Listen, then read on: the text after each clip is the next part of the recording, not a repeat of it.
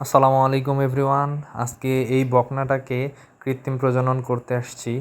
তো এই বকনাটা সকালে হিটে আসছে, আমি বিকালে আসছি কৃত্রিম প্রজনন করতে। এই বকনাটিকে প্রথমবার কৃত্রিম প্রজনন করা হবে, যার কারণেই আমরা আরসিসি 100% সিমেন্ট দ্বারা প্রজনন করব।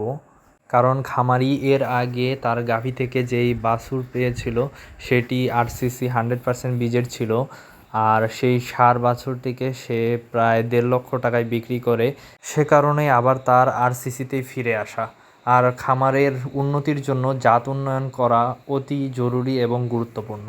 আমরা যারা ক্ষুদ্র খামারি আছি, আমাদের সকলকেই এই জাত উন্নয়ন সম্পর্কে সুষ্ঠু ধারণা থাকা প্রয়োজন। খামার শুরু করার আগে অবশ্যই প্রাণী সম্পদ অফিস থেকে অথবা যুব উন্নয়ন প্রশিক্ষণ কেন্দ্র থেকে একটি সুন্দর প্রশিক্ষণ গ্রহণ করা অবশ্যই খুবই জরুরি। প্রশিক্ষণ প্রাপ্ত হয়ে খামার করলে ইনশাআল্লাহ সফলতা আসবেই।